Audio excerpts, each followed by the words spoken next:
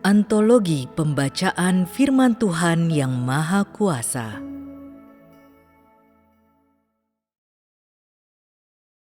Banyak yang dipanggil, tetapi sedikit yang dipilih. Aku telah mencari banyak orang di bumi ini untuk menjadi pengikutku. Di antara para pengikut ini, ada yang melayani sebagai pendeta, ada yang menjadi pemimpin, ada yang membentuk anak muda, ada yang membangun umat, ada yang melakukan pelayanan.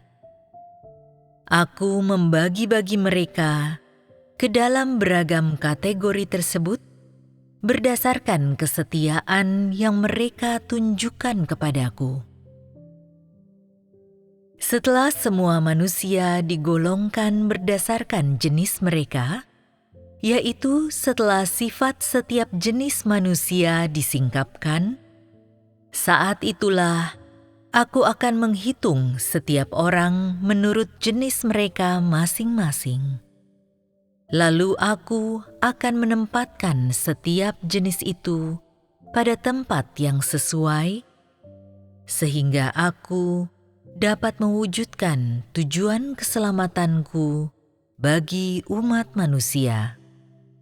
Setelah itu, aku akan memanggil kelompok-kelompok orang yang hendak kuselamatkan untuk kembali ke rumahku, lalu aku mengizinkan semua orang ini untuk menerima pekerjaanku di akhir zaman. Pada saat yang sama, aku menggolongkan manusia menurut jenisnya, lalu memberi imbalan atau menghukum kepada setiap mereka berdasarkan perbuatannya. Itulah langkah-langkah yang terkandung dalam pekerjaanku. Kini aku hidup di bumi dan tinggal di antara manusia. Semua manusia sedang mengalami pekerjaanku dan memperhatikan perkataanku. Sejalan dengan itu, aku menganugerahkan seluruh kebenaran kepada setiap pengikutku, sehingga mereka dapat menerima kehidupan dariku, dan dengan begitu memperoleh jalan yang bisa mereka jejaki. Sebab akulah Tuhan, pemberi kehidupan. Selama sekian tahun pekerjaanku, manusia sudah menerima banyak hal dan mengorbankan banyak hal. Tetapi aku berkata bahwa manusia tidak benar-benar percaya kepadaku. Ini karena manusia mengakui bahwa akulah Tuhan hanya dengan bibir mereka, padahal mereka tidak setuju dengan kebenaran yang kukatakan. Terlebih lagi, mereka tidak melakukan kebenaran seperti yang kutuntut dari mereka. Artinya, manusia hanya mengakui keberadaan Tuhan, tetapi tidak mengakui keberadaan kebenaran. Manusia hanya mengakui keberadaan Tuhan, tetapi tidak mengakui keberadaan kehidupan. Manusia hanya mengakui nama Tuhan, tetapi tidak mengakui hakikatnya. Oleh karena sikapnya itu, manusia telah menjadi kejijikan bagiku. Sebab manusia hanya memakai kata-kata yang terdengar indah di telinga untuk menipuku, dan tak seorang pun yang menyembahku dengan segenap hati. Perkataanmu mengandung godaan si ular. Terlebih lagi, perkataanmu itu sangat angkuh, pernyataan lantang sang penghulu malaikat. Terlebih lagi, perbuatan kalian tercemar dan tercela dengan aib, hasratmu yang tak wajar dan maksud-maksudmu yang penuh dengki itu menusuk telinga. Engkau telah menjadi ngengat di dalam rumahku, hal menjijikkan yang patut dibuang. Tak seorang pun dari antaramu yang menyukai kebenaran. Sebaliknya, engkau semua adalah orang-orang yang ingin mendapat berkat, ingin naik ke surga, dan ingin menyaksikan pemandangan hebat ketika Kristus mengerahkan kuasanya di bumi. Akan tetapi, pernahkah terpikir olehmu bagaimana mungkin seseorang yang sepertimu, yang begitu rusak dan sama sekali tidak mengenal siapa Tuhan itu, bisa layak mengikuti Tuhan? Bagaimana mungkin engkau bisa naik ke surga? Bagaimana mungkin engkau layak menyaksikan kemegahan yang belum pernah ada sebelumnya dalam segala kecemerlangan itu? Mulutmu penuh dengan kata-kata tipuan dan kekejian, pengkhianatan dan kesombongan. Belum pernah engkau ucapkan kata-kata tulus kepadaku. Tak ada kata-kata kudus, tak ada kata-kata penyerahan diri padaku saat engkau mengalami perkataanku. Jadi, seperti apa imanmu itu? Hatimu dipenuhi dengan hasrat dan kekayaan, pikiranmu dipenuhi dengan harta benda.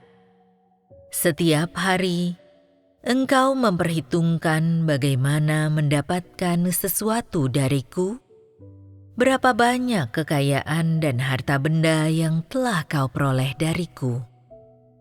Setiap hari, engkau menantikan lebih banyak berkat diturunkan kepadamu, sehingga engkau bisa menikmati lebih banyak dan lebih baik lagi hal-hal yang bisa dinikmati. Bukan aku yang ada dalam pikiranmu di setiap waktu, juga bukan kebenaran yang bersumber dariku, melainkan suami, istri, putra dan putrimu, atau apa yang engkau makan dan pakai, dan bagaimana kenikmatanmu bisa lebih banyak dan lebih baik lagi. Bukankah pada saat kenyang pun engkau tidak jauh beda dengan mayat? Bahkan saat engkau berdandan dengan elok, bukankah engkau tetap seperti mayat hidup yang tidak memiliki kehidupan?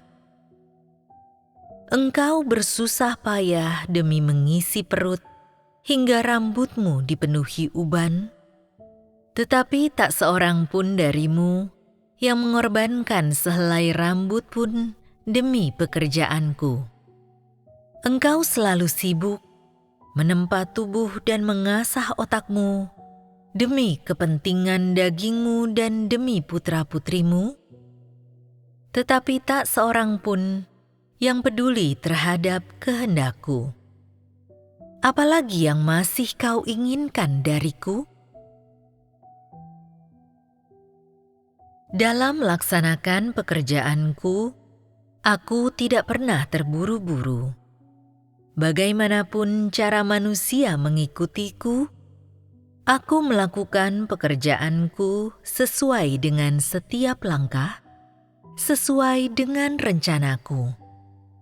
Oleh karena itu, meskipun engkau begitu memberontak terhadapku, aku tetap tidak menghentikan pekerjaanku dan tetap menyampaikan perkataan seperti yang hendak kuucapkan.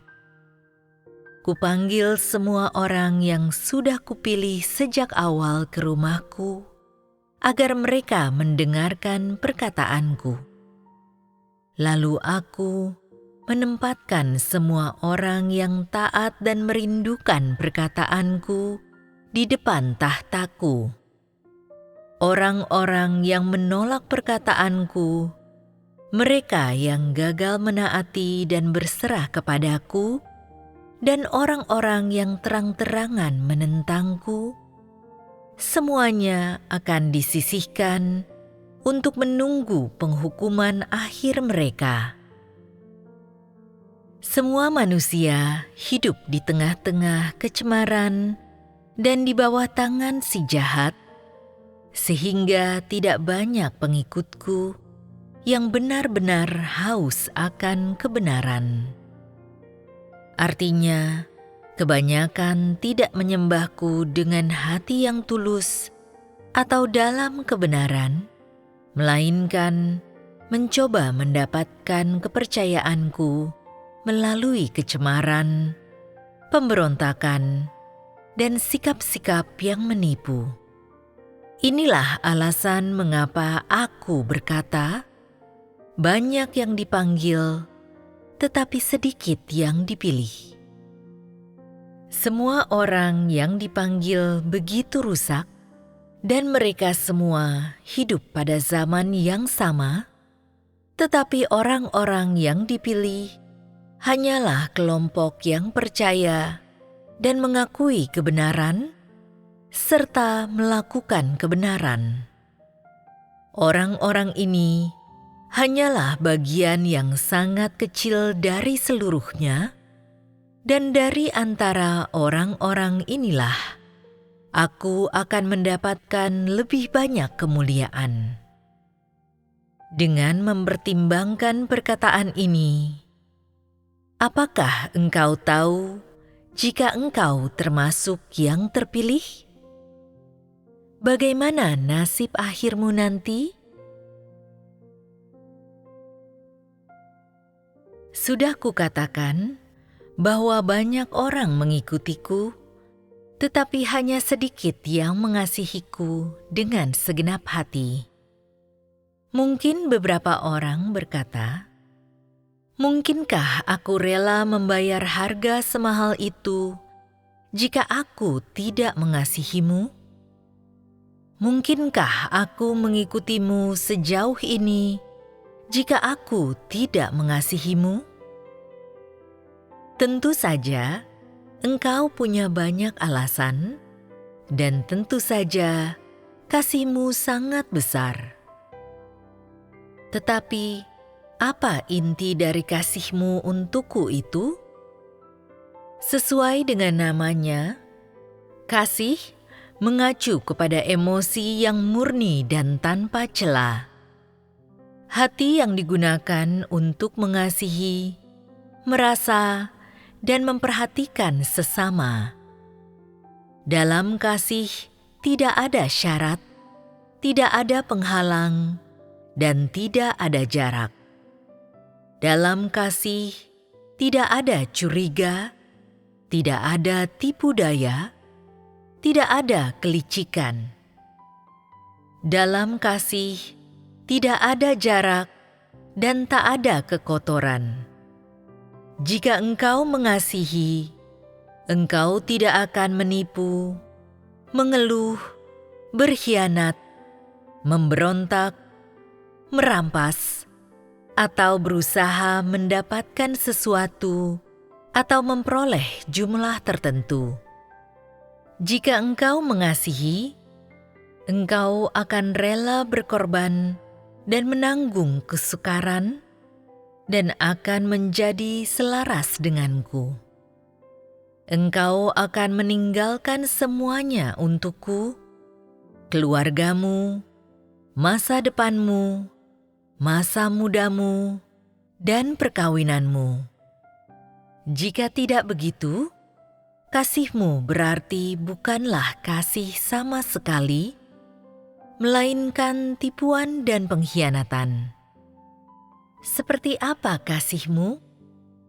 Apakah kasih yang sejati atau palsu? Seberapa banyak yang sudah kau korbankan? Seberapa banyak yang sudah kau persembahkan? Seberapa banyak kasih yang sudah kuterima darimu? Apakah kau tahu? hatimu dipenuhi kejahatan, pengkhianatan, dan tipu daya. Dan jika demikian, berapa banyak kekotoran yang ada dalam kasihmu? Engkau pikir sudah cukup banyak berkorban untukku. Engkau pikir kasihmu bagiku sudahlah cukup. Lalu mengapa perkataan dan tindakanmu selalu mengandung pemberontakan dan tipu daya? Engkau mengikutiku, tetapi tidak mengakui perkataanku. Apa ini dianggap kasih? Engkau mengikutiku, tetapi menyisihkanku. Apakah ini dianggap kasih? Engkau mengikutiku, tetapi tidak mempercayaiku. Apakah ini dianggap kasih? Engkau mengikutiku, tetapi tidak bisa menerima keberadaanku. Apakah ini dianggap kasih? Engkau mengikutiku, tetapi tidak memperlakukanku dengan selayaknya dan selalu menyulitkanku. Apakah ini dianggap kasih? Engkau mengikutiku, tetapi mencoba memperdayaiku dan menipuku dalam segala hal. Apakah ini dianggap kasih? Engkau melayaniku, tetapi tidak takut akan aku. Apakah ini dianggap kasih? Engkau menentangku dalam segala hal dan segala perkara. Apakah semua ini dianggap kasih? Memang benar bahwa engkau sudah banyak berkorban, tetapi engkau tidak pernah melakukan apa yang aku tuntut darimu. Bisakah ini dianggap kasih? Jika ditelaah dengan saksama, terbukti tidak ada sedikit pun kasih bagiku di dalam dirimu. Setelah bertahun-tahun bekerja dan menyampaikan seluruh perkataanku, berapa banyak yang sudah benar-benar engkau dapatkan? Tidak layakkah ini ditelusuri lagi dengan seksama?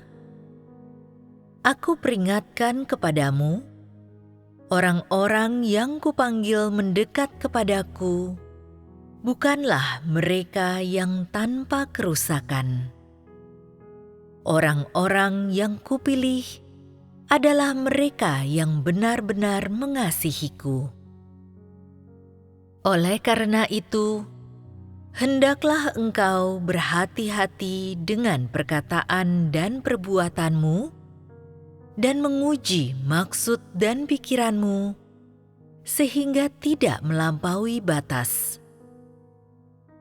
Pada akhir zaman ini, berusahalah sedapat mungkin untuk mempersembahkan kasihmu di hadapanku, sebab jika tidak, murkaku tidak akan pernah beranjak darimu.